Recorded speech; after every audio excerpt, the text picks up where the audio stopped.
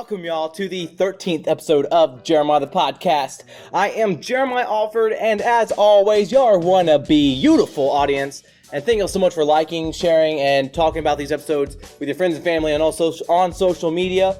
And continue supporting these athletes and the podcast. And we love all the help, and I'm excited to see this podcast growing the way it is.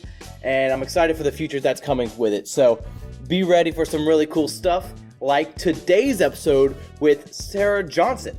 She's a MASH elite lifter. We talk about her performance at Nationals and what we learned from her experience at Nationals, as well as we talk about her many aspects and her thoughts about coaching, strength and conditioning, and how she's pursuing that as her next passion, as well as continuing with learning about her background with ECU and converting from a track and field athlete to a full-time weightlifter. And we have some fun little guest shout-outs with December and Sarah's dog named Dog, and all the other cool people that were in the house at the time. Thank y'all so much for letting us record there. So cool to see a lot of the people you see on Instagram. It's really weird. It's like here's a fan moment. It's really weird seeing the people that you watch on Instagram and that you like look up to, like you're like in awe, seeing that their big lifts happen. Like you see it on Instagram and you can't really fully relate to it, but when you see the person in real life, it's like seeing a friend, sort of, but you're a friend with that person, but they're not a friend with you because they don't fully know you. So it's really weird, but it's kind of really cool seeing these people. It's a thing that's gonna be common with our new society and all that. So I'm so excited to venture into this new realm, and really cool to meet all those people that over at MASH Elite that I met. And again, thank you so much to Sarah for this wonderful episode. I think y'all enjoy it, because I surely did. But without any further ado, we have Sarah Johnson. And away we go. Have you ever done one of these before? I have never been on the podcast. I've sat in on a couple of Travis's. Yeah. Because we'll have a meeting and then he'll have a podcast that same day. Because he usually does them. He's like a set time every week he does them. So. Okay. He just sits down with Dawn. And who's a host? Who hosts that podcast? He hosts it. So it's him and one of our behind the scenes guys named Lauren. Okay. So him and Lauren do the podcast. And a lot of times they'll Skype people in. They'll have a guest line up. And they'll Skype them in and talk to them. I think once in a while somebody will actually come to the place. Because it's at Travis's house. Okay. Like all the stuff is there. And he just runs it through they have like a computer set up and all that fun stuff. So it's pretty cool. Yeah. Is Travis, where's the gym in relation to like here in Travis's house, I guess? Man, I've only been to Travis's once since I've moved to this house. Okay. He doesn't live that far away from here though. I think he lives 15 minutes away from this house, and then the gym is also 15 minutes in the same general area. Yeah, I'm assuming you and the rest of the team we live really close by. Majority of the team lives here. I think all the team lives within like a 20-minute circle of this house. Word. Did you meet most of these people through like weightlifting and MASH, or did you know anybody coming into this? Did not know anybody when I moved on the way to MASH. Okay. So I met Dylan Cooper. You know, Dylan used to be a lifter here. So Dylan's brother, actually, his name's CJ, he lifted with me over at ECU. Mm-hmm. So that's where I first heard of it. And then I followed him on Instagram and started following them. Started reading Travis's articles. Travis actually reminds me a lot of my old football coach. Who is your old football coach? His name is Brian Foster. He's coached over at Southern Nash High School since 92 or 93. Yeah. So the mindset, the way he does things, it's very similar.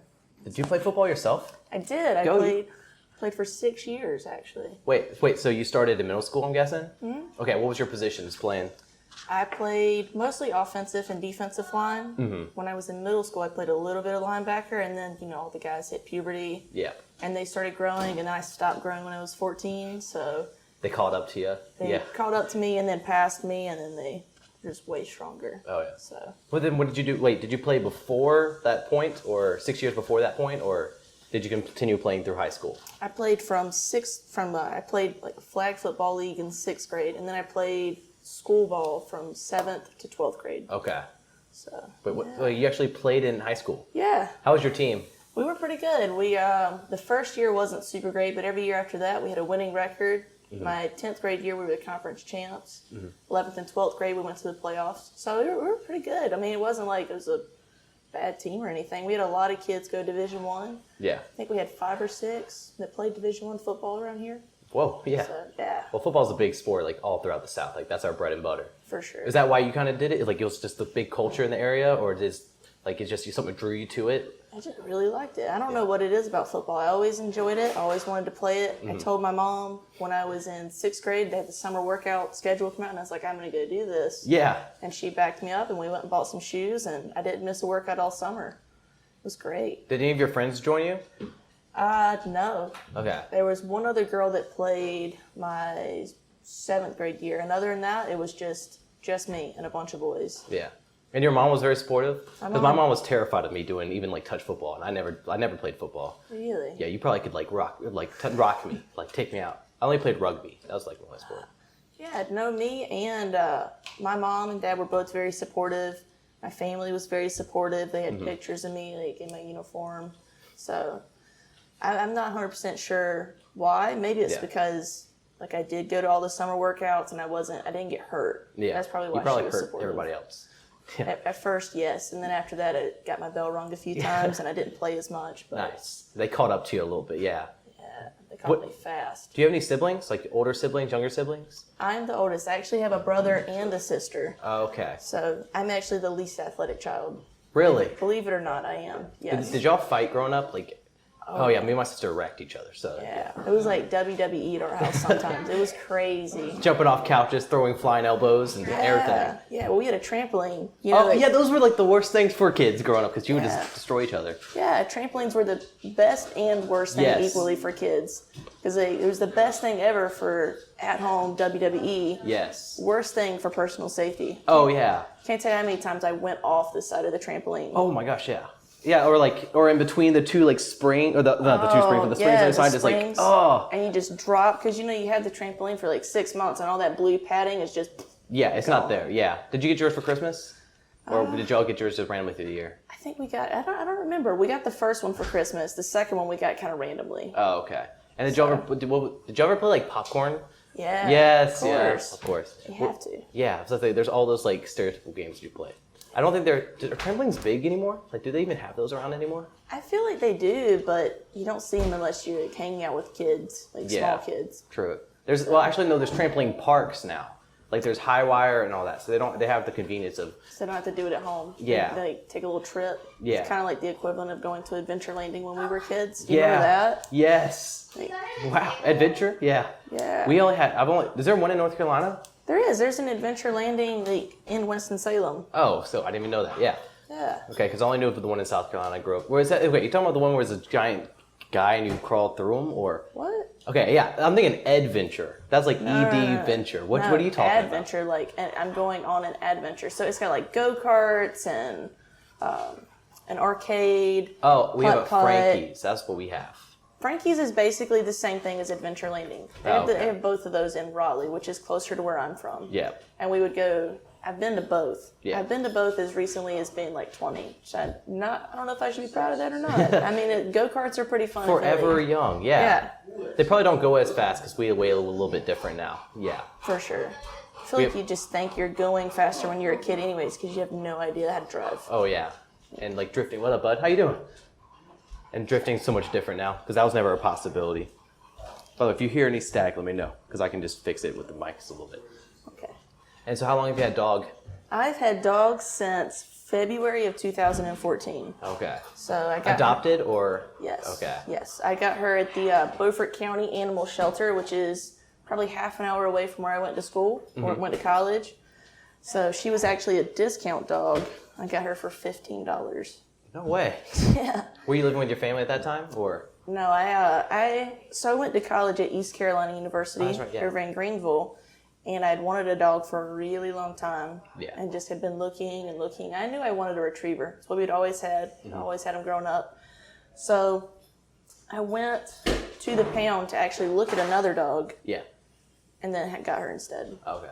So. And the name Dog just is what she responded to? Yeah, she wouldn't come to her real name. I named her Indiana. Why? Why did I name her Indiana? Yeah. Like Indiana Jones. Okay, I was wondering if it was just that, or you just love the state. You're a big Larry Bird fan. Never even been to the state, believe it or not. I think I only went there for rugby nationals one year. I think. I don't even remember. It's been so long.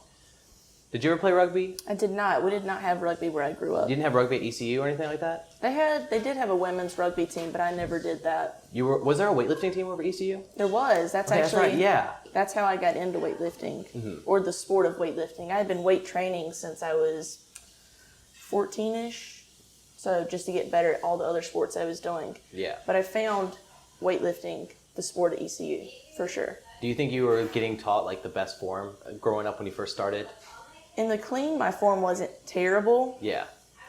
And they were actually pretty good about all the things. And I didn't learn how to snatch or jerk or any of that stuff until I got to the weightlifting club. And my snatch form was terrible. We did a little bit of it before I joined ECU weightlifting. Mm-hmm. It was not good. It was gross. Yeah. Snap City. It was embarrassing. And like, how did you find yourself on the ECU weightlifting team? Did you go to like a scholarship, or did you reach out to them? They reach out to you? So they actually do not have a scholarship currently for ECU club weightlifting. Club sports aren't. There's not as much money. Not as much money in club sports. I think there's like two college weightlifting teams that have scholarships. Is it Northern Michigan and East Tennessee State or something like that? So I remember reading something about East Tennessee. Yeah. So I got into it. I actually met my coach for the first time in a sling. From what? From snatching? From. You would think so. Yeah, right. If you had seen it. No, so my shoulders they're kind of funky. They're too loose. Is what I've been told. They're like hypermobile. Okay. So it got to the point where I like put my hands behind my head and my shoulder would dislocate. Gotcha. So they went in there and fixed a bunch of stuff. They had a little labrum tear that they fixed. So this was at the beginning of my sophomore year of college, and my weightlifting coach, came and did a guest lecture for us in one of my kinesiology classes. And so at the end of the class, he does a little plug for the weightlifting club. He's like, hey, if you like lifting heavy weights, you want to put stuff above your head, you want to be strong, come see me. Yeah. So I walk up to him after class, literally in a sling, can't lift weights. I was like, this sounds really cool. I want to do this. I'm also on the track team, so I don't know if that's going to interact with, like mess us up. He's like, well, if you stop doing that, come see me. Yeah. And a year later, I didn't do track anymore. I got cut off the team. So, same day, I went and did weightlifting. What was your sport on the track team? I was a thrower. Oh, of all things. Is that what you got your shoulder? You were throwing? I think it was a little bit of everything, because I told you I played football, swam, I was a thrower, yes. Played a little bit of softball. I played a little bit of everything in high school and middle school coming up. And I think all that just added up and just messed it up. Are you the most are you the most active? Because you said you're not the most athletic. That was your words, right? In your family. I'm not. I'm the least athletic of all the children. But are you the most active, like in sports? I'm not, actually. We all played sports year-round once we were in high school. Okay. All of us. What's the age difference? My brother is 18 months younger than me. Okay. My sister is 19 months younger than him. Okay. So my senior year of high school, we were all in high school together. Yeah. Oh, was that a weird dynamic seeing both your siblings? And did you have a big high school or was it a small high school? It was like 1,000 people. Okay, so you pretty much knew everybody, or like everybody in your grade at least. Everybody that was important to know. Yeah. Yeah. Shouts out to everybody that was important, right? Yeah. Shout out to the important people of the class of 2012. Yeah. With you graduated 1 year before me. Yeah. With 13 right here. 13. That's when my brother graduated. What? Yeah. There you go. He must actually be very awesome. What I'm hearing. Yeah. With did you hear? It was probably a weird dynamic hearing like everything going on like with your other siblings, and then probably hearing everything about you. Were y'all tattletales on each other growing up? Sometimes. When we were smaller, we were. When we got older, it's like, if you tell mom and dad what I'm going to go do, I will break you. Yeah, and also you have to watch each other's backs so you can like help each other sneak out or anything. Y'all probably all good kids if your parents are listening, of course. We were great kids. Yes. We never snuck out of the house. We never did anything We bad. would never do that, yeah. Never ride our bikes to like a girlfriend's house or anything like that. It was too far. I lived in the middle of nowhere. Really? You had to drive. There's no way I was biking anywhere. Yeah, and it's no way you could sneak the car out with Not that. You see the blue pickup truck? Yeah, that's yours? Yeah, dual exhaust pipes on the back. Oh, so you can't sneak that out of the... Oh my gosh, yeah. Yeah, you can't sneak that out. There's no way. You would have to like put it in neutral. I'm already thinking plans like how to sneak it out. Put it in neutral, roll it down a good... Push it down the driveway, and even then, like you started up on the street and it's mom and dad would know. Yeah. Because we lived in the middle of nowhere. Like my house, there was my house. Next to us was a field. Usually it was like tobacco or cotton. Yep. In front of us, more tobacco and more cotton. Woods on the other side, woods on the other side. Okay. Like literally in the middle of nowhere. Oh, wow. Yeah. So did anybody else in your family know about Olympic lifting by the time we started with ECU? They knew what the clean was and the squat, because they all took weightlifting in high school too. So, but they did not know what the sport was. I think they were just glad that I moved on from track very quickly and went and do something else. Why did they not like you doing track? Did you not like track? Oh, I love track and field. I did it all 4 years of high school. I did 2 years at indoor, 2 years at ECU. I loved it. It's just, you stop doing one thing. If you stop being active, you just kind of go down in a hole, I guess, or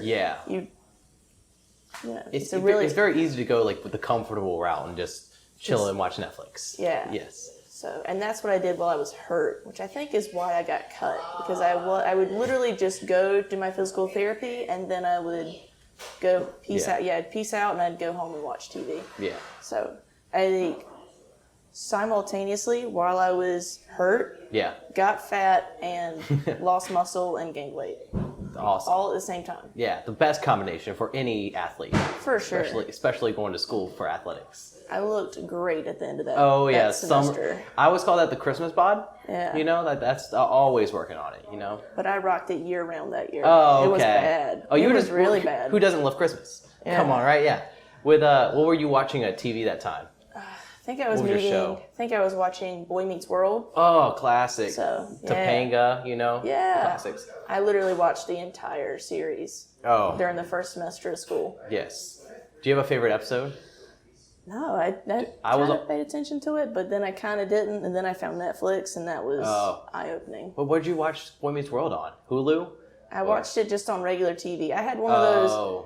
The first semester of my sophomore year, I had one of those big box TVs that you can't hook anything fun up into. No, yeah. So I got like 4 channels. ABC Family just happened to be one of the 4 channels. So I watched Boy Meets World. I think it came on like 3 to 4 in the afternoon. Yep. And it'd have like a 4-hour marathon or something like that, or 2-hour marathon. Something absurd. And I would just sit there and watch TV and do my homework. I think Boy Meets World was our Saved by the Bell. Yeah. Of like our generation, because like I remember like 10 years before us, it's all Saved by the Bell, and then we took over with Boy Meets World. Yes. See, I didn't grow up watching Boy Meets World. We did not have cable in my house until I moved out. They got DirecTV the year I left for college. Really? Can you believe that? They waited for the good child to leave, and then spoiled them. Air quote.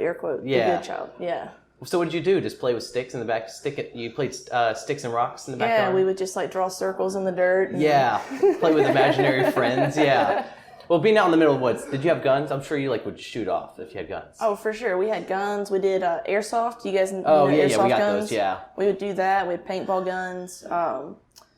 There was, if you went down the street, you could ride your bike to a pond, so we'd go down there and go fishing. Oh, those are fun, yeah. Once I started driving, I would just drive my truck down there and I'd fish. I think the summer after I graduated from high school, I fished like 4 days a week, every week until I moved to college. Oh, geez. What would you catch?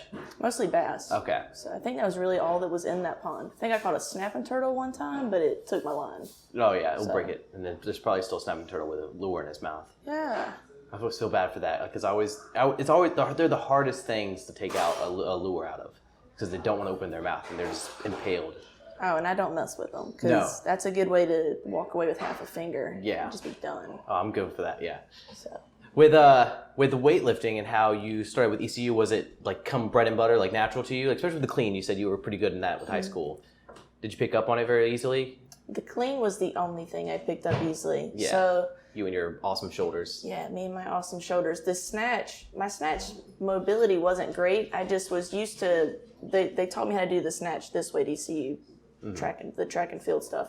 Yeah. They said, sit the bar on your hips, jump really hard, and then put it over your head. Gotcha. So I remember the first day, our team captain that year, he was like, you're doing like the motorcycle handles. Have you ever seen somebody with the rainbow bar path where it comes way out? He's like, that's what you're doing right now. It's not good. Okay. At least they had that with the motorcycle, yeah. Yeah. The wide motorcycle.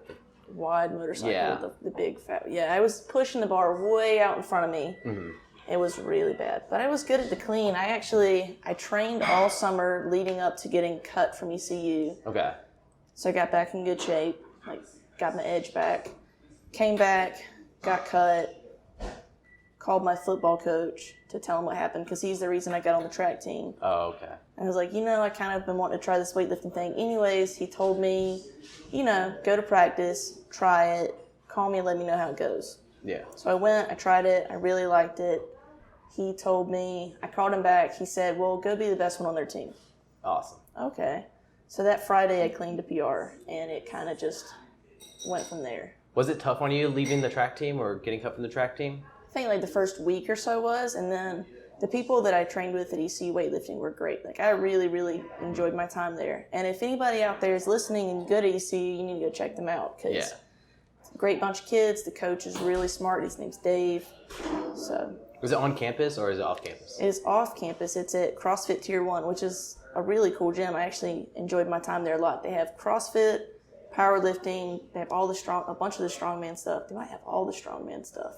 Yeah. And then they have weightlifting too. Oh, perfect. Yeah. It's huge. It's like a 20,000 square foot facility in Greenville, North Carolina. I'll say, I'm starting to see these CrossFit gyms are like moving from just being a box to like some really huge locations. Yeah. If you're ever in South Carolina, check out Swamp Rabbit or 803 CrossFit. I think it's 803. No, it's Carolina CrossFit.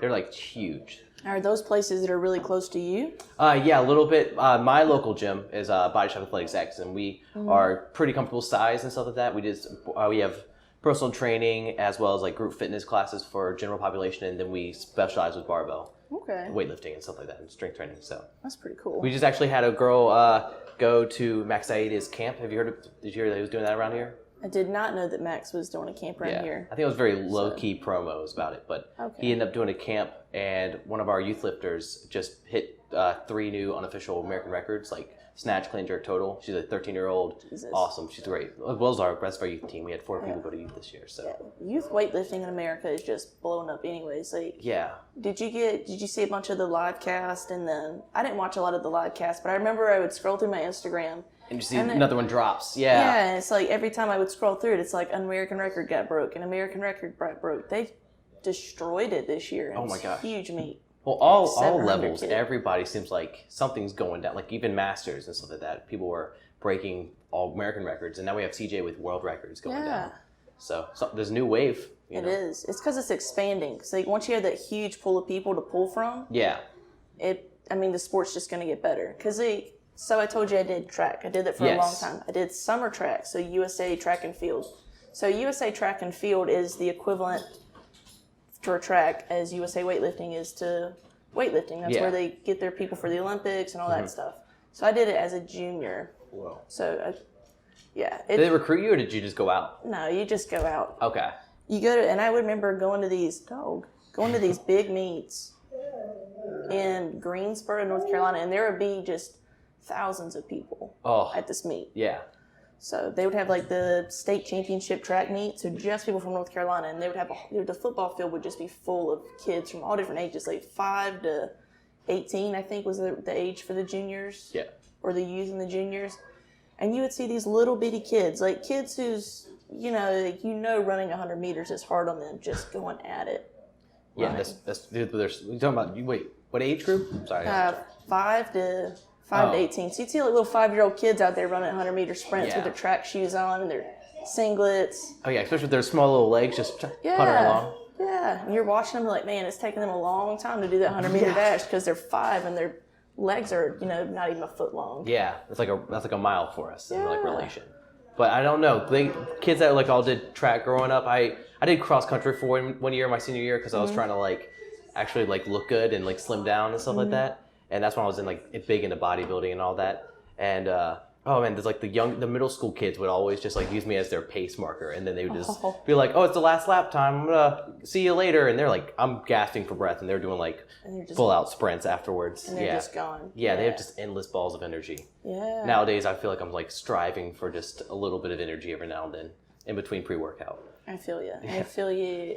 On a very personal level, I have always been an anaerobic athlete. I never did cross country, never did any of that stuff. Mm-hmm. Yeah, it's like when you have that big pool of people to pull from, it's like with track, like we're the best in the world at track. Yeah, that's why. Well, being a thrower, it translates very well to Olympic lifts. Like it's just a very short, quick, very precise movement. Yes. What was your event with throwing? Like, is there any specialty that you worked with, like disc or? I did the shot put and the discus in high school, which I feel like most high school kids do. Mm-hmm. And then I tried to learn the hammer in college. I was not very good at it. Really? Okay. So that one's pretty tough. Oh yeah. So the smallest thing. What was the hardest part about it? Was it just getting straight, or was it just distance, or? I think the hardest part was the steps. So you keep your feet really close together and then spin. Yeah. And then you've got this 8-pound ball like pulling you out of the ring. Mm-hmm. It's terrible. So. Took a few spills, maybe? Oh, if you're not falling down when you're trying to throw the hammer. You're not using enough body? You're not trying. My coach used to say it. He said, if you ain't falling, you ain't trying. He's a good old Southern boy. Yeah. So, yeah, I definitely fell down a few times. I saw I actually trained with some really, really good throwers, and I saw them fall down quite a bit, too. Oh, yeah. So. I guess it's just part of the sport when you're using so much leverage of your body, kind of balancing out the masses. A lot of centrifugal force. Ooh, throwing out some science words right there. You went to college, didn't you? I did go to college, get some schooling in. I finished it, too. What education, or what degree did you go with? I went with exercise physiology. Okay. So. What were you planning on doing with that when you were taking it? Was it just go alongside of your sport, or did you have a purpose for it? I want to be a strength and conditioning coach. You got your CSCS, didn't you? Yeah, I do. Yeah. So I actually do the athletic performance program here at MASH. Oh, word, really? So yeah, I do. So we're just starting it back up. You know, and MASH was, before he was like really a big weightlifting coach, that was his bread and butter. Mm-hmm. Travis did a lot of high school and middle school age strength and conditioning stuff with kids. You know, you've heard of like Cade Carney and all of those guys. I think one of the other ones he's been working with, Tommy Bohannon. You know, that was all him before Muscle Driver. Okay. So, and now we're trying to bring all that back. Yes. So we've started a class. We do it just one a day right now. Eventually we'll grow it to more than one day, and hopefully eventually that'll just be what I do all the time.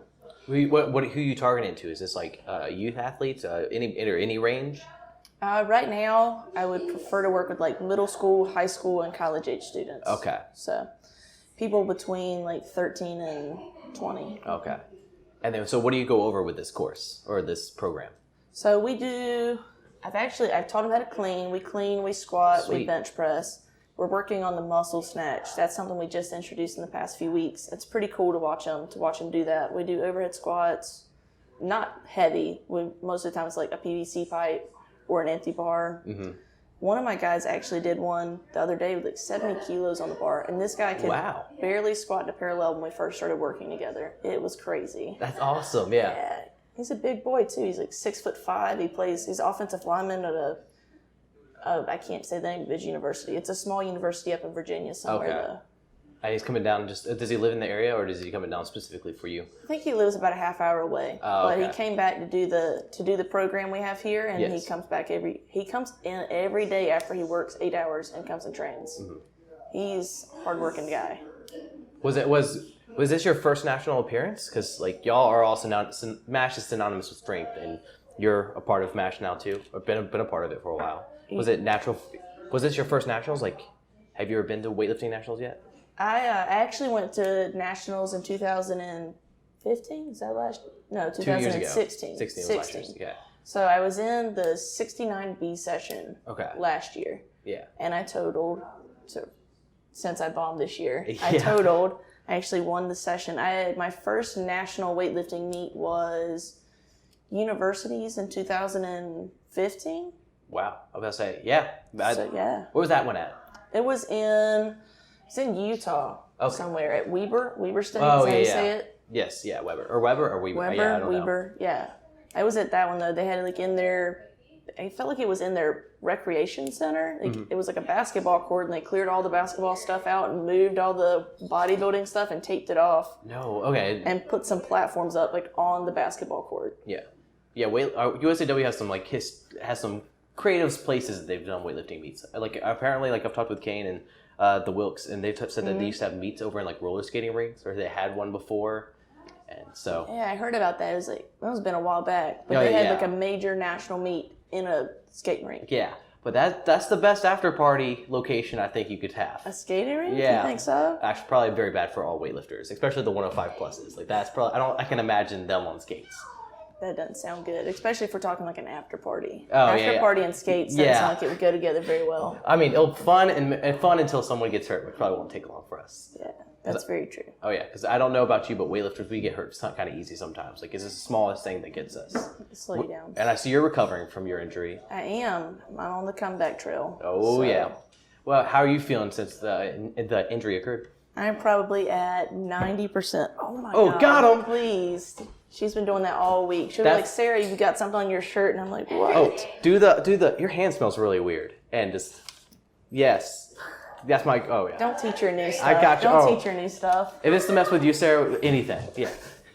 Do y'all get along really well? Oh, we do. We're best friends for sure. I'm talking about December. If you guys. Oh yeah. You guys can't see who's here. Me and Sari? Yeah, Sari. Wait, is that? Am I talking to my phone right now, Sari? No, that's Suri. Oh, okay. No, that's Siri. Yeah. Siri. Sorry. So Sarah's nickname is Sari because her name is Sari Goodthroat Johnson. No, it's not. Don't tell people that. That's not true. That's because she's a great singer, right? Yeah, she's got that great high throat. Please stop. Don't tell people stuff like that. This is going on the internet. No. On all the interwebs. Really why we call her Sari is because there's a lyric from a song that says, she gave me the Becky, but her name is Sari. What was that, Elton John? Yeah. I'm sure it's Elton John. Elton John, it's one of his greatest hits. I don't know if you've heard of it. It's called Fell in Love with That Good Throat. This is what I deal with all all the time. All the poetry right there. Deal with this all the time. That's awesome. Great addition. It is. So with this year, and it seemed like you recovered very well, like mentally from the injury and stuff like that. Because I only news you get from weightlifting is through the lifter's Instagram. So excuse me for stalking them. Especially, I was trying to prepare for this interview. Oh, it's fine. And so you seemed very like mentally recovered from it. You're just like, it happened, and I'm gonna move on past it. That's all you can do. That is. How were you at the moment? Were you okay when it happened, or was it like At the meet? Yeah. Hey, take the dog. Quit damn squeaking. With his own little hedgehog? Yeah. Why don't y'all go downstairs with the squeaky hedgehog? Come on. All right. Anyways, all the dogs are in there. All the people are in the house. Right, yeah. This is a big, busy house that y'all have here. It is. We have people over here all the time. So usually if we have a team get together, it's either here or it's at the farm. Oh, okay. So if it's just the team and it's not like any of the coaches, usually it's here. And I'm catching on a weekend, so this is probably like a normal pace for y'all. December's usually over here on the weekends for sure. I think a pretty good chunk of the team comes over pretty regularly. I think last week they had a bonfire while I was at work or something. Yeah. Where do you work? I work at Home Depot along with working for Travis. Go you. So Yeah, I would say it's not. As someone also come across, a lot of weightlifters have outside jobs alongside of sponsors if they get paid through their sponsors and stuff like that. How do you balance all these different goals and stuff like that you have and all these different projects you have in weightlifting? I got really lucky. So I have basically all morning until about 5 o'clock to do what I need to do. So I'll train, from 2 to 5 or 2:30 to 5 or whatever I need to do. Coach from 5 to 6, and then I have a couple hours to go home, make food, and then I work from 9 to 1. Yeah. So usually I don't leave at 1. Usually we leave between 1:30 and 2. Okay. So, and then I have to drive home, go to sleep, wake up, do it again. So you have a very routine life schedule. Is this your off day? This your time? So I have work at 8 tonight. Oh, okay. Which is just a couple hours away. But it is Sunday. I don't have anything to do until then. And then this next upcoming week, I'm moving to a different position, which is still going to be 9 to 1, but it's going to be Monday to Friday. So I have Saturday and Sunday completely off. Okay. Which is going to be really nice. Do they ever throw the joke at, if there's something heavy needs to be moved, they're ever like, oh, Sarah, can you pick this up for us? It'll be a great workout.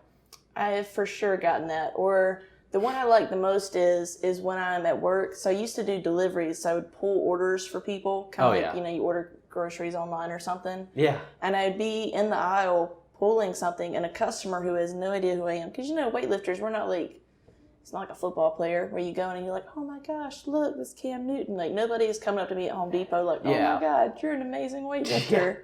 So I'll be pulling like a toilet off the shelf or something like that. They weigh like, I don't know, 50 or 60 pounds. And I had this gentleman come up to me one time. He's like, you need to watch yourself. You're going to hurt your back. Which is kind of funny because then a month and a half later, it did hurt my back. But maybe he was psychic. Maybe he's from the future. Maybe. Yes. Maybe he knew what was coming. Oh, yeah. He was watching after you.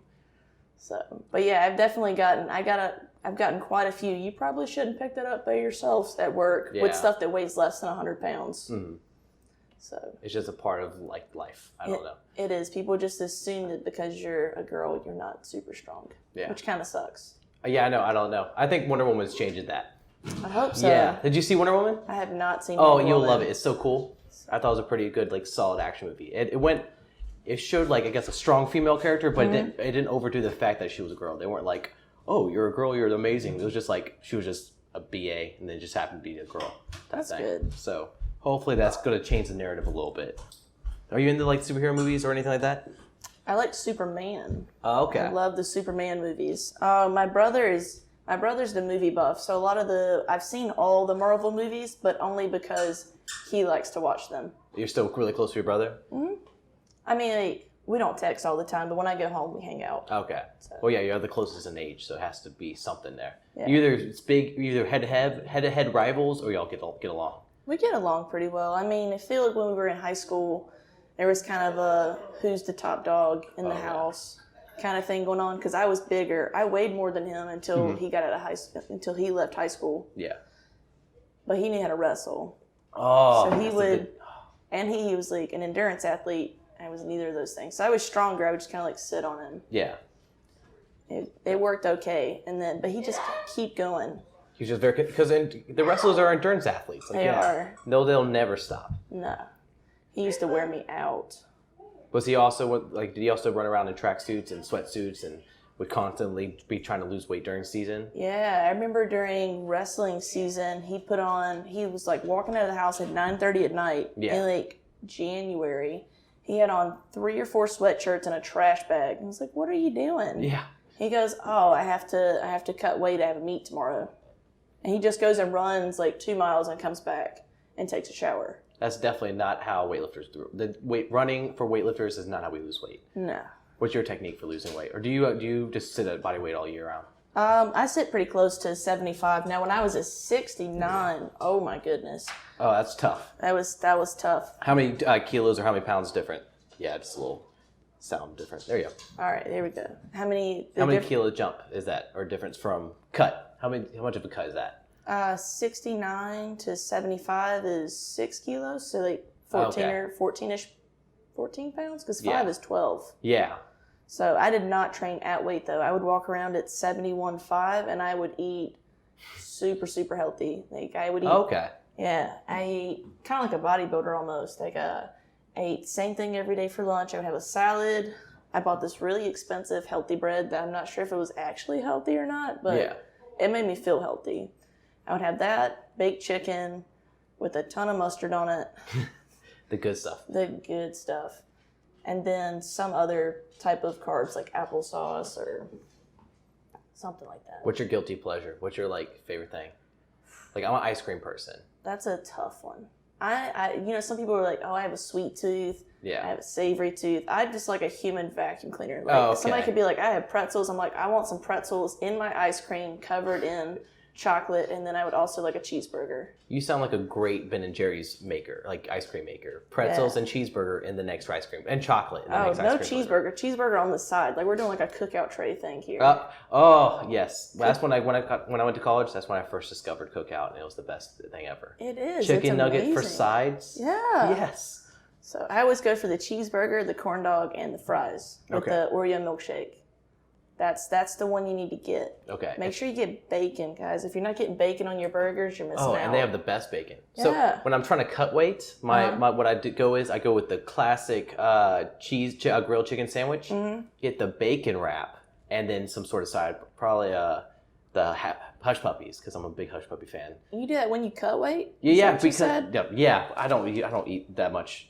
But what you have to do is you have to unwrap the bacon wrap. Okay. And take the bacon and put it on the chicken sandwich, and that way it's only a chicken sandwich. Because I'm not gonna eat just plain tortilla and cheese. I might put the cheese on top, but this is the fat boy coming out of me right now because they used to be Pillsbury Doughboy. Oh man. And burger, and then just hush puppies. And there you go. You're set with a sweet tea. Man. See, I can't do that when I cut weight. When I cut weight. Well, I'm not cutting weight. That's just me holding back. Yeah. Okay. I was about to say that's not a very good way to cut weight. Yeah, you're doing the anti-cut weight. Yeah. Okay. See, when I was a 69, I would eat super healthy. I was still drinking a lot of milk though, and then that would be like my final cut, like a week and a half out. I would completely cut out dairy, and I would completely cut out gluten. Okay. And the water weight would come off, and I'd get usually within a half a kilo, and I usually spit it out. Mm-hmm. Or really luckily, since we were at the end of the quad, while I was a 69, they were always at elevation. Always. Oh, okay.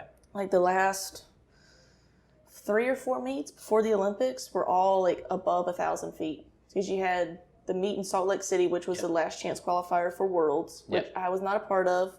But they had like Matty Rogers and all those guys at universities. Yes. And then they had the American Open in Reno, which was on a mountain, literally. And then Salt Lake City, which was also on a mountain. Mm-hmm. So you go up in elevation, and I would immediately lose at least a kilo. Oh, it's just so much nicer up there. Yeah, it was great. I'll say, also, no one else loves spitting in a bottle around you. You don't like doing it yourself because you're just like, you have the worst mouth feeling ever. Or you chew gum, right? I chew gum. Or candy. Okay. I personally have chewed gum. I have found out that is not the best way to do it. The best way to do it, apparently, is to get sweet tarts, and you suck on the sweet tarts, and it works way better. Yep. I forgot what use Skittles. But that just makes it smell even worse. Really? Yeah. Well, I mean, all the sugary and stuff probably doesn't help make it smell worse. Smell better. And then everyone else around you has to look at your bottle or jug of saliva. Spits. Yes. You had to do it. I didn't have to do that at Nationals this year. My cut for Nationals was really weird. I cut out a bunch of junk food, probably a month out, and then cut out dairy a little bit too early. Yeah. And I was under the entire time we were there. So I just literally got to eat whatever I wanted, and all my other teammates were, eating salad and holding back the dressing, and I'm eating like a pizza. Yeah. I don't know if you guys saw. So nice. Yeah. Tori Brady, that used to live here, she took an Instagram story of me. I started the pizza. Yeah. And she was like, all right, you're halfway there. I literally ate the entire pizza, and she just watched. What's your toppings? I think I had sausage and pepperoni. Okay, meat lover.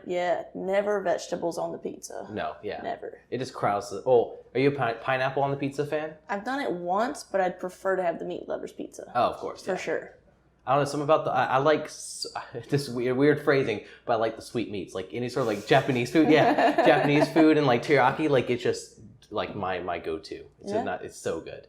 And so Hawaiian pizza, like the pineapple and the ham just have a great combo to me. They do go together well. I just prefer the other. Oh, okay. So, but I've had the pineapple and ham, and I liked it. Just not my normal go-to. Where's a good place to get pizza around here?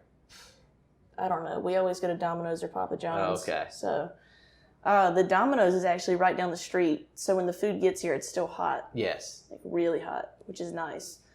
So. But you also can't go bad with the Papa John's and having the garlic sauce to dip your pizza and the bread in. Yeah. So, We've done that a couple of times, but usually I go to Domino's. Mm-hmm. It's my guilty pleasure. I know a lot of people on the team eat at Miyabi. I'm sure you guys have all seen that on Instagram, on the stories. Mm-hmm. I've never been there, but apparently it's really good. I know we have one in our area, so I love it, yeah. Yeah? Yeah, I'm Japanese steakhouse food, all that's so good. But, all right. So on to nationals and stuff like that. Nationals, yeah. Dive into that one a little bit more because I've been interested. So what all happened at nationals? Can you give me like a rundown or like some sort of? Are we talking about what happened with me at nationals or the team? Yourself, yeah. Myself, okay. Yeah, you're the star of this show, Sarah. Yeah. Okay. Sari. Okay. So let's see. The few weeks leading up to nationals, I didn't post a bunch on Instagram, which I never do. If you go back and look at, like a month, 6 weeks out from all my other big meets, I don't post too many PRs or anything. But I had been my lower back had been feeling really compressed. My clean and jerks hadn't been going super well. Mm-hmm. And let's see, I think the heaviest I hit, I was cleaning really well. Cleaning doesn't hurt. still doesn't hurt for some reason. Mm-hmm. But I think the most I had clean and jerked the month leading up to the meet was like, I think I hit 115 like 4 or 5 weeks out. Okay. And then I didn't hit anything over 110 for the next 3 weeks. Because of just the restriction and the pain? Like, is it the pull that was getting you, or was it the squat, or? I don't know what it was. I just always, my lower back felt really compressed. Like, it didn't hurt, but it just felt off. It felt off. And then my body just wouldn't hold that certain amount of weight overhead. Like, I guess, you know, when you get hurt or your body knows you're about to get hurt, it'll kind of hold you back, even if you don't want it to. So my dip and drive just was kind of off. Like, my hips would shoot out behind me because I didn't want to load the spine. Yep. And it just wouldn't hold it. And then at Nationals, my warm-ups went pretty good. I think I missed one snatch in the back room. Smoked my opener. Mm-hmm. Barely missed the second one. On the second pull in my third snatch, it went. And I felt it go. Oh. It felt real great. Did you just stop the pull right there, or did you actually attempt to drop underneath it? I attempted to go underneath of it and missed. Yeah. So, but yeah, I felt it as I pulled, and I was like, don't you stop now. You're already this far. Yeah. And just missed it. And then they let me clean and jerk, and that's when I bombed out. So I just couldn't hold. Did you actually attempt your clean jerks? Mm-hmm, I did. I didn't All miss. 3 of them? Or was it just I think it was just 2, right? I did 2, and then Don wouldn't let me take the third. So I couldn't hold. I just couldn't hold it overhead. I actually didn't miss any warm-ups in the back. No way. So, I mean, how much pain were you going in through in the back, though? I was in quite a bit of pain. So I didn't tell Don that. If Don's listening, I'm sorry, I didn't tell you that. He told me, he's like, you need to tell me if it hurts. And I was like, I'm not bombing out of a meet. This is not going to happen. I probably should have dropped and just made a total and left. Mm-hmm. But I'm hard-headed and competitive, so. Yeah, you've been working so hard and you didn't want to let anybody down, or yourself down, I'm sure. Yeah. Oh, man. So it happens. It's unfortunate that it happened at Nationals, but. Yeah. I mean, you can't predict any of these things, like especially something like that. Well, you see the signs coming, but you know something's there, but you, I don't know, being a weightlifter, you always feel something. Yeah. Like, especially if you're training fairly regularly. Yeah, like my knees hurt basically the last 2 blocks leading up to Nationals, just because my quads and my hips were really tight. Yeah. And then, so we have a really good PT, John David, I think his last name is Davidson. Dr. John is what we all call him. Okay. He came and looked at a bunch of us the weekend before we left, and I was like, can you look at my back? It kind of feels weird. It doesn't feel right. And he felt my lower back and was like, oh, your spacing feels a little off. Yeah. I should have known then that something was not right, but it didn't hurt enough to hold me back. And I was still squatting relatively well. Like, I squatted 137 with the pause like a week and a half out. Okay. I front squatted 132 like the Tuesday before we competed. So, yeah. So, I don't know. It was very odd. But I ended up bulging a disc in my lower back. Shoot. And that's why I've had to step back a little bit, and now I'm finally coming back. Mm-hmm. How's the progress been since then? Like, have you been checked since then? I got an x-ray the week that we came back. I got an MRI the next week. But I haven't, since the MRI, I have not been back to the doctor's office. Yeah. So they called me and told me what it was. Travis has had it. A couple other people on our team have had very similar injuries. So Travis knew to take care of it. We've been doing a lot of imbalance work, a lot of extra accessory work. Yeah, no weaknesses mentality. Yeah, the no weaknesses stuff. Been doing a lot of stuff for my upper body to balance out. So when I jerk, my elbows will drop and my upper back caves in. So I've been doing a lot of stuff for that. Yeah.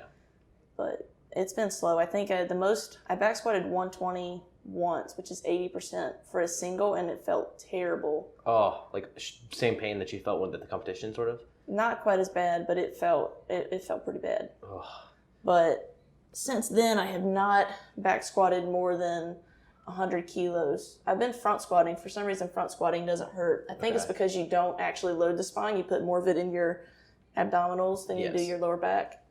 So I've been front squatting pretty well. I front squatted 120 for a double last week. Okay, so that's better than your back squat. Yeah, I'm front squatting more than I can back squat, which is kind of embarrassing to say on the old internet, but you know. But you're at a different point right now. You'll come back even stronger and stuff like that, because now's the technique phase, kind of sitting back and working on, I guess, imbalances that you didn't have, but that you had before. Yeah, doing powers off of blocks. Yeah. You get to go heavy like once a week, and even then you can't go heavy. Yeah.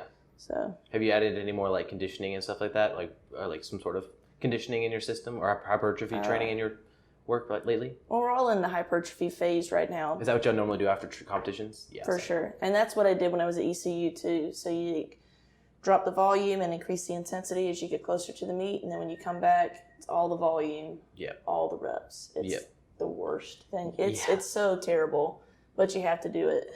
Yeah, it's so important for just recovery or in just mental and physical aspects. Yeah, for sure. So I've been doing some prowler stuff. I need to do more sled drags. I've been doing a little bit of it. I need to add a lot more.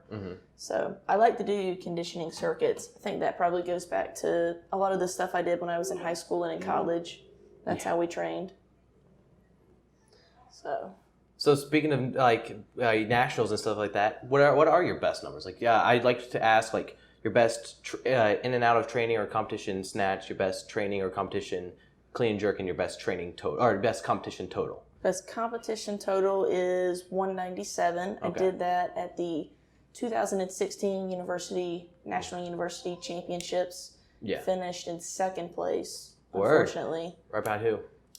Jules Riotto. Okay. Is I think how you say her name? She's on the junior world team this year. 75 kilo lifter at a garage strength. Oh. She's pretty good. She's pretty strong. It came down. It's actually kind of cool. It came down to our last clean and jerk. Yes. So we were both gonna. You only have so many changes. So we both had to take 112, which is also my best clean and jerk in a meet. Yeah. So I go out first. I hit my clean and jerk. That locked me in for gold for the clean and jerk. And I at least a silver medal in the total. Mm-hmm. So if she goes out and makes it, she wins. If she goes out and misses it, she loses, and I win. Oh. And she made it. Of course, yeah. Of course. Yeah. So it's a cool story for her, not as cool of a story for me. Yeah. But it was a cool moment. Like 112 was, I think at the time, that was one under my best ever. Yeah. So you can't be upset with that. Like I went 4 for 6 on the day or something like that. Like that's pretty good. Yeah, it's what you want, above average, above 50%. So you don't usually go 4 for 6 and win a meet. Usually you have to go 5 for 6 unless you're just, heads and shoulders above everybody else. Yeah. So, it was a good day. I can't be mad. I medaled in all 3 lifts. And you must have did pretty well in the snatch that day, too. I think I snatched 85 that day. Okay. So what's your best snatch in clean jerk in and out of training? My best snatch in training is 94 off the floor. Hey. And 95 out of the hang. Okay. So you're better at the hang? I am. It's very, very weird. Do you go like below the knee with the hang, or do you go above the knee? I stay above the knee. Okay. So below the knee, you're really loading up that spine. It's a lot more. I think you get a lot more tension when you do that. But it's really good if you don't know how to create tension off the floor to do the low hang. Yeah. So, but I tried to do 100, and it just was a little bit out in front. Oh. So it was close. So you have it there. So the pool's up there. You just got to position it. Yeah. Yeah, the pool is there for 100 kilos, for sure. Have you ever snatch balanced it or overhead squat or anything like that? I am terrible at snatch balances and overhead squats. It just feels like a trust fall with weight over your face. It does. So my best overhead squat is like 91 kilos with the belt on or something like that. Okay. So they really... You don't snatch with the belt, do you?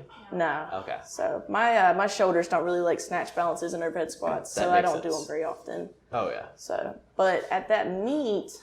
I think at that meet my best was 91 at the time. So we were hoping to do I like to open really low in the snatch because it's not a lift I'm as comfortable with. So I usually open at not even 90% sometimes. Yeah. Like really low. So I think I opened at 82 and went 82, missed it, 82, 85, something like that. That means do you look to PR like a lift, or do you just look to perform the best total possible? Like what's your mindset when you go into it? Typically, I'll set it up so that I can take an attempt at either a meet PR or an overall PR. So I think at that meet, I was trying to go. I think at that meet I tried to set it up so I could do a meet PR. Which meet, the nationals or the junior or universities? Yeah, at both. Yeah, right. So at both. So at universities, I was trying to go 82, 86, 90. Yeah. I think that's what I had set up. And then in the clean and jerk, I was hoping to go 107, 111, 115. Okay. So I ended up going 107, 108, 112. Okay. So, which was fine because 112 was, like I said, a kilo off of my best at the time. Yes. So. Did it feel like awesome going up, or was it something rougher? Oh, it felt so easy. I went back and looked at the video, and it was one of the easiest clean and jerks I've ever done. The only thing that looks hard is at the end, I rotated a whole bunch and had to walk off with it. Mm-hmm. But the clean itself was really, really easy. I had a big surplus in leg strength. I still do in the clean. So now, though, my best clean and jerk is dog. She's just loving right now. Oh, she is. She's all about it. Watch out. So my best clean and jerk now is 120. Okay. So I've finally gotten up there with the big girl numbers. Woo, yeah. Yeah. So. With all that weightlifting and stuff like that, when's your next competition that you're looking to go after? My next competition will be, I'll do the Summer Strength Spectacular at the farm here at MASH. Okay, yeah, that's going to be big. So probably probably. that super total, right? I don't know if I can do a super total with the way my back squats and stuff have been yeah. feeling since we only have 8 weeks to go, but I wanted to, and then I got hurt at Nationals. Yeah. So it was unfortunate. So, but I'm hoping to do that. I kind of want to go to States over in Wilmington this year. Mm-hmm. So hopefully I feel good and have some funds to go do that. Yeah. And then I'll be at the American Open. So. How often do you compete a year, would you say? 3 or 4 times a year. Okay. So not as much as some other people, but I don't compete locally as much as You save the people. competitions for the national meets? Most of the time. There's a couple of local meets that I really like to always go to. So, like I always go to this meet, the ECU Open. Oh, that's your home. Yeah, you have to. Yeah, so I've been going back to that one. So I was there the first 2 years, and then this year I traveled back and competed. I actually did pretty good. This last time I went, I totaled 1 kilo under my best meet at the time. So it's pretty cool. What's your goals with weightlifting? My goal with weightlifting, man, I don't even know. At first, it was like, I kind of want to win a national championship. Yeah. Kind of want to make an international team. That's what I want to do. Everybody at MASH wants to do that. Everybody at MASH wants to be the best in the country. Y'all are a very competitive team. Like, I'm sure with yourself, but international or nationally, y'all are competitive. Very competitive. A lot of smack talk goes on at the gym on Max Out Fridays. Awesome. So, but I want to do that. The biggest thing I want to do right now, though, is be a good coach. Awesome. Cool. I want to be a coach that competes as a weightlifter, not a weightlifter that coaches because they have to have a job. Yes. So, yeah, I want to put that first. And that's what I want to do with my whole life. Like, I'm not going to be an athlete that drags out my weightlifting career past the point when it's, I'm not competitive. Once I'm not, enjoying it and not super competitive anymore, I'll step away and just do it for fun. Yes. And just coach. But you're looking to give back, really. Yeah, I want to be a really good coach. When did you realize you wanted to be a coach?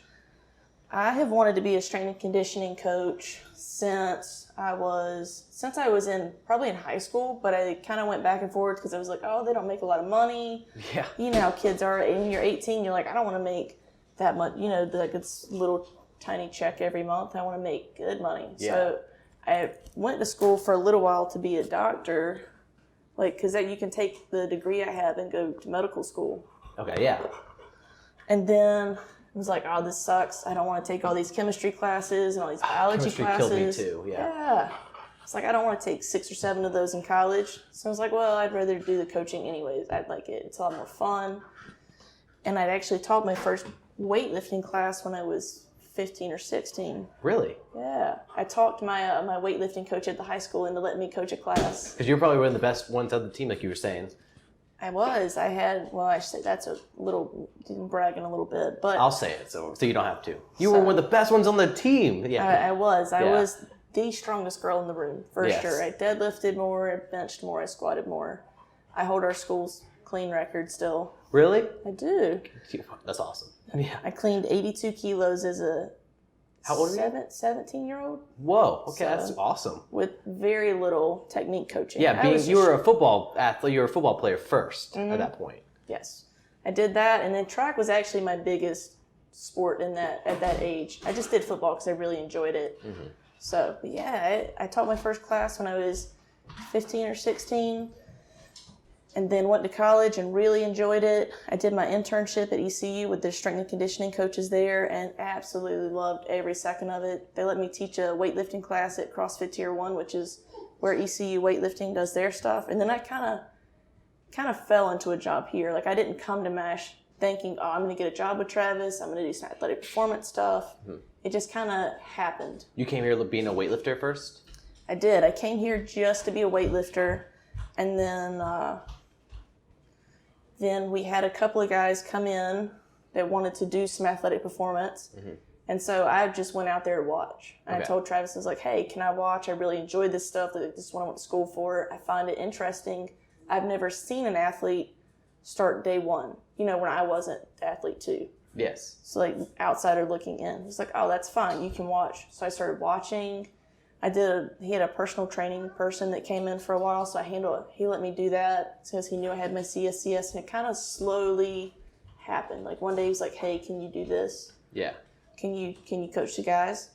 Yeah, I mean, I don't have work tonight. I can do that. Okay. So I did it. And then they got a little bit better, and their technique got a little bit better. And it just kind of happened. And eventually I just took over the program. Because he asked me if I wanted to do some strength and conditioning stuff, because he knew I had that background. Of course I do. Yeah, right, yeah. I would much rather do that than what I was doing at the time. So what were you doing at the time? I was a personal trainer at Gold's Gym, which I was not good at. Not that I wasn't good at the programming and the writing the exercises. I just did not enjoy that environment at all. They're different goals. It's so different. It's a whole nother world being in a Globo gym. I don't like Globo gyms at all. Yeah. So. It's like people want to, like no hate to that, but they just want to, some of them want the idea of getting better, but they want to do things they want to do that they think are fun, and they're not fun. I don't know the right way. I'm not going to phrase it the right way right now, but I know what you're saying. Yeah, they want to have like this great body, or they want to lose weight, but they want it to happen right now. Yeah. As we're you're a weightlifter. Yeah. Like gaining a few pounds of muscle mass takes a long time. Oh yeah. And like dropping weight takes a lot of discipline. Yeah. Yeah. So. And then you'll have people, and they're like, well, I think I can work out like 3 days a week, an hour at a time.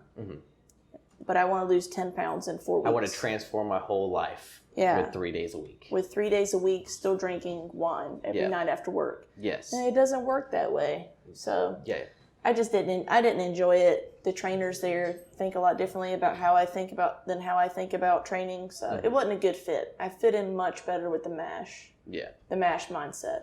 Oh yeah. Because I just felt like if you're gonna take money from someone and they're trying to make that investment, it just felt wrong, because I'd be like I can give you so much effort and energy right now, and I can give you stuff to do at home, but if you don't do it I feel like you're wasting your money, sort of. Yeah. Like, and unless that's just something we want to do. Like, for sure. And it was really, really, really expensive too. Yeah. And then I only get like a small little sliver. Yeah. Yeah, I was getting like half of what they paid or something like that, which is crazy. Yeah. But yeah, it was terrible.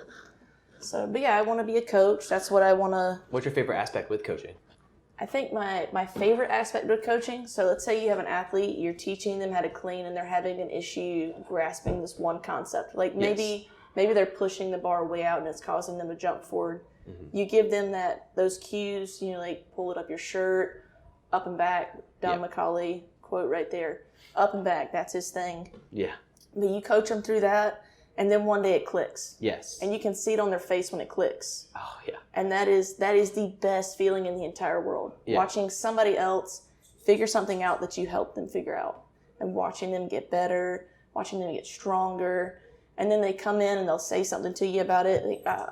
The guy I was telling you about that works 8 hours a day or something like that, and then comes in and trains. He said the nicest thing to me the other day. He said, Sarah, I have to go get new pants this week. I was like, why do you have to get new pants? He's like, because my quads are getting too big for the ones I have now. And I just fist pumped. And I was like, awesome. Yeah, let's go. There we go. So that was the best thing ever. Because being a coach, you invest so much of yourself into each of these individuals. And once you can finally see that investment pay off a little bit in their life, it means so much to you. It does. Or we have a 13-year-old. His name is Tate Carney. So one of the Carney brothers. Yeah. And so I saw him. He was actually one of the kids that came in when they were just starting the program again. And I was like, hey, Travis, can I watch? I've never seen anything like this before. This is back in probably October, like last October. And they were doing the basics. They were teaching him how to skip, teaching him how to hold a bar, how to squat, like with kettlebells. And then on Friday, he cleaned at 13 years old, cleaned 118 kilos. Whoa, wait, what? Yeah. 118 kilos. Kilos. Oh my gosh. Smoked it. That's awesome. And some like Nike Air Maxes. Yeah, of course, right? Like, it's insane.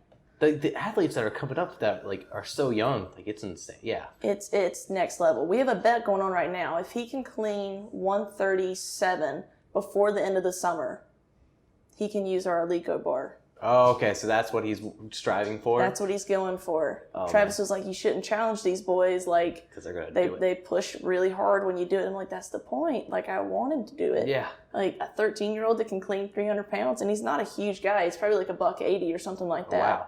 Yeah, he's not big. I mean, he's big for a 13-year-old. But still, that's a big goal for his. Yeah. And even if he doesn't like hit it, he's still going to probably be super strong by the end there. Oh, I am 100% sure he's going to hurt somebody this year playing middle school football. He's going to hurt somebody. Oh gosh, running, trucking little like 7th graders. Yeah. That's so cool. Brings you back to your days a little bit. You're seeing yourself in him a little bit, I'm sure. I see a lot of things in these kids, like the hard work, the grit. Mm-hmm. It makes me pretty happy. I love working with kids that just show up every day and want to work hard because they're not forced to come. Like their parents aren't making them come to MASH.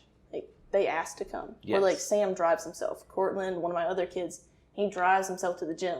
Mm-hmm. I love that. Gosh, yeah. Just to have that desire to himself improve. Yeah. Would you have been that same way, like being a young athlete yourself? I did. I would make my parents take me to the summer workouts early. Like Oh, I was really? You were always always there on time? I was always there early. The first one to leave, or first one to be there, last one to leave type? Not usually the first one there. Yeah. Unless during middle school, sometimes I would be, but everybody else that I trained with on the football team had a very similar mentality. They like to be there early. Like if you showed up half an hour early, there were probably 10 or 12 kids already there. Oh, yeah. So it was really cool. Actually, we would always have between 50 and 60 kids at our summer workouts, which is a pretty big, this is a voluntary workout. Yes. So it was pretty cool. Like we'd have to break up into groups and we'd just cycle through the weight room and the football field. It was really, really cool. Not a lot of places have stuff like that going on. Yes. Do you have a lot of influencers like with coaching and stuff like that? Like who are your biggest influences with coaching? My biggest influences would have to be the football coach I was telling you about, which is Brian Foster. Yes. My old weightlifting coach from ECU, Dave Kimball, he's a big one. And then Travis is still one of my big ones. And then I pull a lot of my programming from stuff that I got at all three of those places, and then also with my ECU internship with Jeff Connors and his whole strength group. Yes. So, but a lot of my character stuff that I do is from Brian and Travis. What do you mean character stuff? I have an idea, but can you go in depth a little bit? So I remember being in high school, and our coach would come in and he's like, all right, guys, sit down. We're going to talk for a few minutes. And he would talk about that if we won every game that year, but we weren't good people at the end of the season, then our team was a failure. Okay. He's like, the most important thing we can do is make you better people. Yes. Which I love that. Yeah. And you could tell that the people he had thought the same way because they would leave if they didn't. Mm-hmm. Hey, dog. So he would talk about that. He would talk about working hard in school, and he didn't expect everybody to get A's because that's not realistic. Like some kids aren't very good at math. Some kids aren't very good at history. Yeah. So he's like, if you're capable of making a C and you fail the class, like, what are you doing? Yeah. Like, you're not trying. You can try and get a C, you know? Like, everybody's not going to get a great grade, but he really pushed for trying hard in school so that you could leave school and go be a productive member of society. Yes. Which I really enjoyed. And I still go back. I'll go back and visit him and train, and I'll sit down and he says the exact same stuff still. It's really cool to hear and to see those kids listen and to wish that you could just say like, oh, this is all right. Yeah. Like, he's 100% right. You're going to leave school and wish you'd actually listen more. Mm-hmm. So, and then with Travis, he's the same way. Like he wants to help create good people. Even at this point with like this level? Yeah. Like he tries to help us out so much, and he has. Like he's gone out and got sponsors for us. Like we have a protein sponsor, we have an equipment sponsor, we have somebody that sends us like warm-ups and shoes, we have salts, like bath salts. Yeah, I think that was like your rubs. latest sponsor, if I'm not mistaken. Mm-hmm. So we have all kinds of different stuff that, people that work part-time jobs and train most of the time probably couldn't get if they didn't have that. Mm-hmm. And he spent, like a lot of us moved from far away. So on holidays, we'll have team get-togethers. And you talk to him, and he's not one of those coaches who's like, well, you just need to suck it up and stop being a little punk. Yeah. Like, he'll sit down and listen to your problems and listen to why you're having a hard time with things. Yeah. Kind of a mentor and stuff like that as well. Yeah. Mentor, friend, and coach, which I really like. Oh, yeah. And there's so many, like, with sports, and I love it with weightlifting, is that there's a huge metaphor for, like, life and stuff like that. Since these days, we have a lot of technology and a lot of luxuries. Mm-hmm. But I think the real struggle comes from us trying to make artificial struggles, and weightlifting is kind of, like, the biggest struggle I guess a lot of us have to, that make for us, and stuff like that. And so, overcoming obstacles, setting goals, overcoming your own limitations mentally and physically, like it helps you so much outside of the gym, because you're like, well, if I can do this, if I can do this inside the gym, like I can handle this other small work issue outside of the gym. So, and then we've got this saying on our wall in the gym. It says, the barbell will show you what kind of person you are, which is 100% true. Oh, yeah. Especially when the conditioning comes out or the max attempt comes out, and you're like, oh gosh. I have to do 2 more rounds of this prowler thing, and you think your legs are going to fall off. Yeah, you have to dig deep for that. What mental aspect do you have to overcome with weightlifting? Like, do you have do you get nervous, or do you get worried, or is there anything holding you back, self-confidence with your weightlifting? I definitely get nervous at meets, and I have to deal with that. I think the bigger meets, at the bigger meets, I definitely get nervous.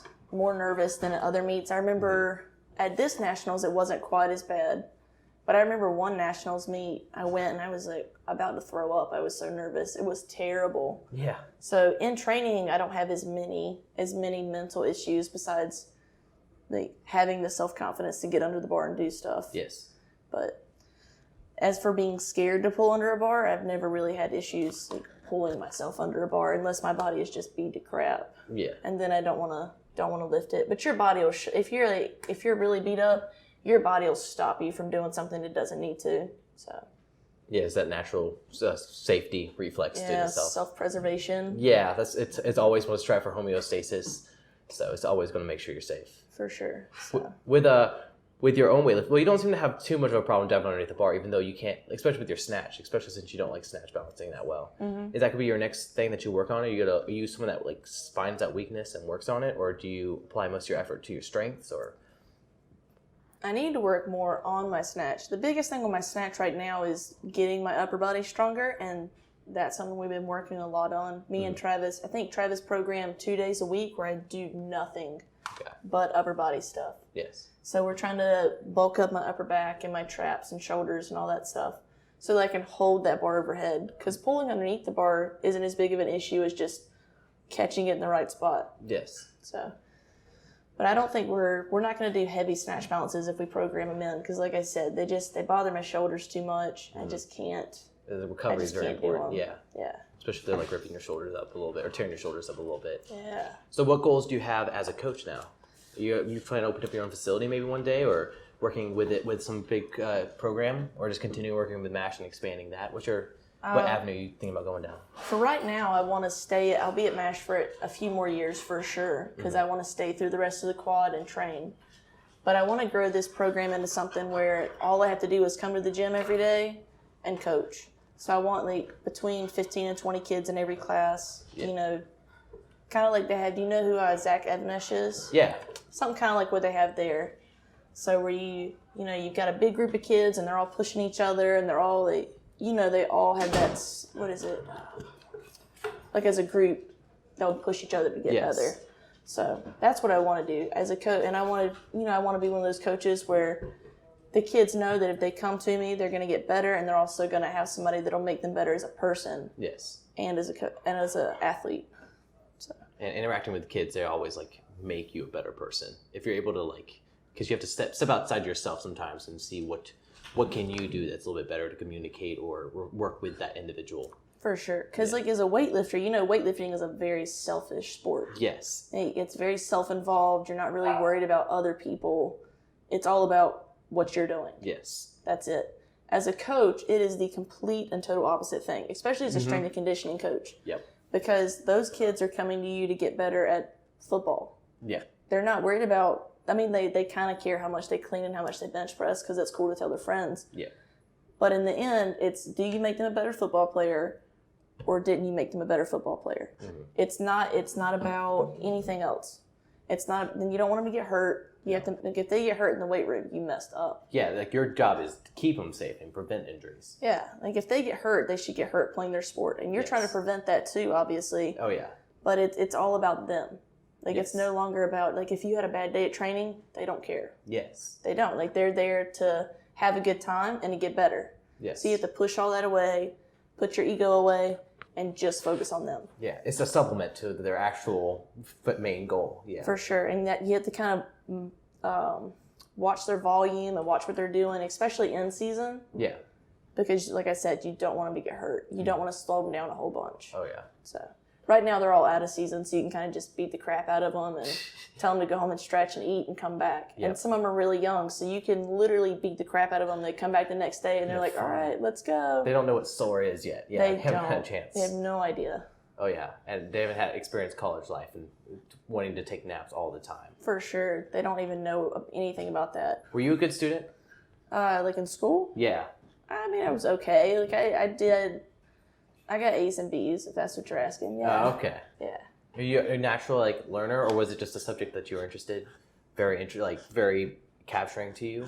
I was just always kind of good at school, but the exercise science stuff I did find very, very interesting. Like I took a strength and conditioning class at ECU, and I absolutely loved it. Like it was one of the few classes that I never fell asleep in. Mm-hmm. I was not a very good student in that aspect. I'd fall asleep in class all the time. Yes. But I could pick things up pretty easily. And then if you sit at the front of the class, here's a little college hack for you guys. If you sit at the front of the class, even though it's not, not super cool or whatever, that's where all the smart kids sit. You need to make friends with them, and they will help you study. Yes. So being friends with them and having the professor actually see your face regularly and connecting with you. Yeah. You can build a relationship with the professor that just expands upon your opportunities to maybe wiggle your way to a better grade. For sure. If you need to. Plus, I don't know, if you know someone, there's the whole emotional investment, and you want to prove, something a little bit more. For sure. Like if they see you and then you email them and they kind of know who you are and you're like, hey, I need help with something. Yeah. They're more likely to actually help you. I mean, they're gonna reach back out anyways because that's their job. Yes. But they'll put more effort into it if they know you're putting the effort into it. They'll personalize it for you too. Like they know who you are. They can adjust to your characteristics and everything. Like any special coach would. Yeah. As you know. Exactly, as I know. But I sat at the front of the class. I always found the smart kid, and that's definitely how I got through organic chemistry, the smart kids in the class. Were you an outgoing person? Or are you an outgoing person? Like you would reach out to them? I am now. Oh, okay. I was not when I was younger. I've had to work on that quite a bit. Really? Yeah. My mom tells me a story about when I was a kid. She was like, Sarah, we would go to church and you would hide behind my skirt. You wouldn't even talk to your grandma. I'm like, oh man. Now I just walk up to people and talk to them. Oh yeah. Hi, how are you? Were you nervous about coming on and talking with me? A little bit. Yeah. I get nervous every time. I don't know how this I guess this generation we all have cell phones and stuff like that. You get a little bit social anxiety when you talk to someone in real life. Yeah, I hate or even on the cell phone. Yeah. Oh, I hate talking on the phone. Like if we order pizza, I'm doing it online. Yeah. I'm not going to call them and be like, I would like one large pizza. Yeah. No, I'm just going to order it. And now they have self-checkout in Walmarts and stuff like that. Oh, I always self-checkout at Walmart. Yes. Hey. Hope we're not sharing too much about ourselves and who we are by saying we're Walmart shoppers. Self-checkout is where it's at Walmart, guys. Oh, Walmart for everything but some produce. Yeah. Food line. I go to Food Line for that. Yes. So, well, I'm a buy-low shopper. I got that buy-low card. Oh yeah, Fuel Perks, baby. I have Sam's Club. Is that similar? Yeah, but that's bulk. That's the fancy thing. Oh. Well, I only buy a couple of things there. I went to Sam's Club yesterday and bought 5.5 pounds of ground beef or something like that. But that's yeah, that's not too crazy. Yeah. Yeah, it's not too crazy. I saw some people with 2 shopping carts just stacked mountains high. Oh yeah. And they also had 6 kids trudging behind them. I don't have to deal with all that. Oh gosh, no time soon. No, never. Yeah. Never. Are you in a relationship right now? I am not. Okay. I am super single. Super single. Relationship with your dog. Oh, and that's the type of relationship that's balling right there. That's all I need is my dog. Yes. Oh, we're secretly gay also. Oh. No, we're not. Don't tell me what. People are gonna hear this and they're gonna. Yeah. You're starting so many fun stories going around, Sarah. She's What? she's asked me that before. Like, we'll go out to eat, and she always pays for it because I hate going out to eat. Like, I don't like to pay for stuff. Yeah. And she's like, Sarah, do you think people think we're in a relationship? And I'm like, oh, they for sure do. I'm wearing basketball shorts and a backwards hat. Like, they think that for sure. Oh man. So, it's great. Yeah. It's great They too. always ask her, though. They always ask me if we're together or okay. separate. I guess they think I'm the guy in the relationship. Oh, wow. She wears the pants. Oh. And she just winked, guys. If you guys were wondering. Yeah, I would what say that- nothing better than a visual gag on an audio format. Yeah, way to go. Yeah, especially the whole The finger guns. the finger guns. You just gotta wait till she's on or recording something, and then you just get all on her. Yeah. I don't have any dirt on her. Okay. Except for from nationals. So I think a lot of people already know about that. I think everybody knows what happened at nationals. What? I don't even know. Oh man. I really don't want it to be like a big public thing. It doesn't have to be. I can just. I won't. We don't have to talk about it. We'll talk about it off the mic or We'll something. talk. later. Yeah, we'll talk about it off the mic. Yeah. So Actually, like But- I guess we'll sort of lead to wrapping up because it's about an hour and a half. Okay. And I'm finding out that there's you have to pay for storage space and stuff, and Oh, so man. it's hard to fit too long of a conversation. Okay. So I cut out about an hour and a half. Okay. But I was thinking, like, where would you like to see weightlifting go? Where would you like to see the sport evolve into? I'd love to see it do something very similar to what USA Track and Field has, size-wise. Yeah. I huge, would, yeah. something to that size. I think if we did that, and then if they do that, and then they also do this other stuff that the WWF is talking about cracking down on doping. Yeah. I think Make if the playing field a little level. if those two things happen, I think we'll beat other countries. Mm-hmm. We'll start winning because I'm sure I'm not going to say like that other sports are doping and stuff, but I mean we're good at all these other sports. Yeah. So why can't we be good at weightlifting if we have a bigger pool, Yes. a bigger group of people to get athletes from? Like Mm-hmm. you look at wrestling, track. What are some other big ones? I'm trying to. Decathlon. That's track Yeah. too. Yeah. So, but some of those other bigger sports, or swimming, There we go. Yeah. where we always go and we always just destroy the other countries Mm-hmm. in those sports. It's because we have so many kids doing it. Yeah. Like- It's drawn from a huge pool. Yeah, a huge group of people. So if we had something like that, and I think Phil Andrews and them are working on it. We had the biggest Yes. youth nationals ever recently. Yes. So we keep working on that, keep bringing in new people, keep doing, this American Open Series where you get to bring in people who aren't necessarily going to go to the national championship. Let them get on a national stage, let them compete, because they have that in track too. They have these huge invitationals that, maybe you're not the best runner, thrower, whatever. I wasn't Yeah. the best, but I got to go to some really cool meets. Yeah, and you get Either to rub way. elbows or see the cool top dogs in those meets. You get to see kids. You're like, oh man, they're going to like a SEC school to run or to throw. Yep. That's really cool. And you get to go to these big meets, and you get to see these people that you only see on Instagram. You're like, oh, they're a national champion. Yes. Oh, they live for MASH. Like they're really cool. Yeah. So something like that. And keep going to really cool locations. Like I feel like Yes. people really enjoy that. Like the Miami meet. Oh, There are everyone. a Yeah. ton of people going to that. Well, But it's in Miami. Yeah. Right. Yeah. Are you going down there too, just to support, to be an extra coach? I wish. I can't. I think this is a self-funded trip for our team. Oh, okay. But I have work too, so Okay. Yeah. You gotta self-fund. yeah. So, but I wish it's gonna be a cool meet. I think pretty much everybody but me in December are Okay. going, something like that. I think Rabbit's going too. Yeah. See, I saw you signed up. You're 85 this year. Yeah, that's right. We're Yeah. living the non-cut life. The non-cut life is the life. That was our doggy gate, guys. Don't worry. Yeah. This one's gonna have all the fun animations in the background, so I think a lot of cool little characteristic to the conversation. For sure. Yeah. That and the guest star of December. Oh my Yeah. gosh. She's That just the means you have best. to come on when she gets on it. For sure. Yes. Hopefully she'll do one soon. We have to get like a group thing going. Yeah, about to say, I have plenty of setup. I just gotta get the equipment, and we'll have a huge, expansive one where y'all just go crazy on each other. We both talk. I Yeah. will say this: her nickname, Lady Shankle. You got to use that one. Lady when you- Shankle? Lady Shankle. So when you do her talk, that's Oh, her. okay. That's what we call her. So what you gotta do now is you gotta pull the John North and write Lady Shankle in front of you On when the you're about to thing? do a lift. Yeah. And then stomp Stomp on on Yeah, it? stomp on it when you're done. Sarah's literally the only person talking really shapeable. But I love it. Wait, do you do like intense metaphors about like hunting bears and weightlifting? I'm the least deep person on the She is. She's so shallow.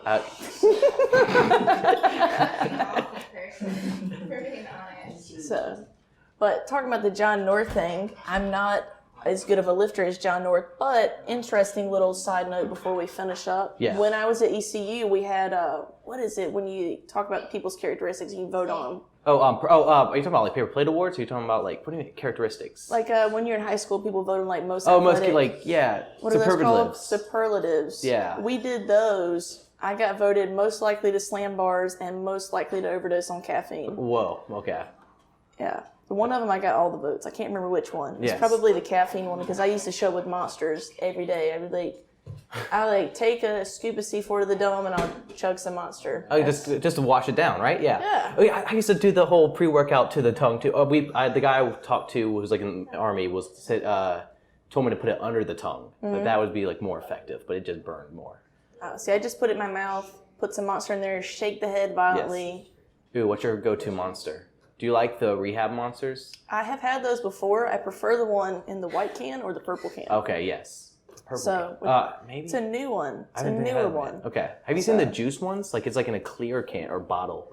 I don't know. I saw that at Walmart last time I was there. Don't Yeah. know what to think about it yet. It does not taste that good. At least Okay. I don't know. People don't think monsters. Some people don't think monsters taste good. I think it actually tastes really good. Those two, or those Jacob, or December. December. Yeah, I think they taste pretty. I don't think they taste better than water. For sure. Okay, yeah, and so when you have anything that has a flavor than water, That's kind of good. goes down. Yeah. Yeah, so the purple one tastes like grape soda, I think, which Okay. is why I like it. Oh, okay. I'm more of an orange soda.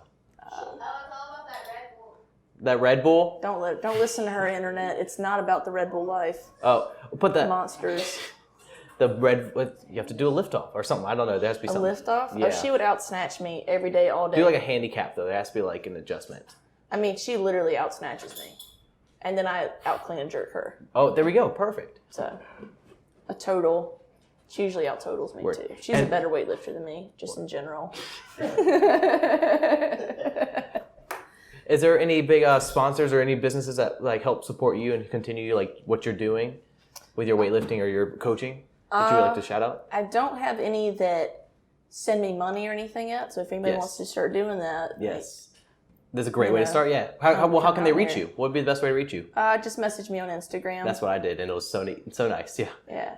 So, but there is one. It's called Ferrovia 22. So Okay. it's a smaller company. I think they're actually based out of North Carolina. They're military. Oh, word. They just started with a guy in the military. So they've given me a shirt, and I think we're going to start doing some more stuff. I think they're going to send me some more apparel. I'm going to start wearing their gear when I train and start tagging them more. Yes. So I'm not really 100% sure where that's going to lead, but I'm hoping it's going to lead to some cool stuff. If nothing else, they do a lot of stuff for suicide awareness with veterans. That's huge. So if nothing else, I'd love to help with that. If any way I could push that or support that or grow their base, anything I could do would be cool with that. Yes, and that's our duty, just to help others, For sure. especially being a coach. That's something you love to do. Yeah. Awesome. Any last words to any people aspiring to get into coaching or weightlifting?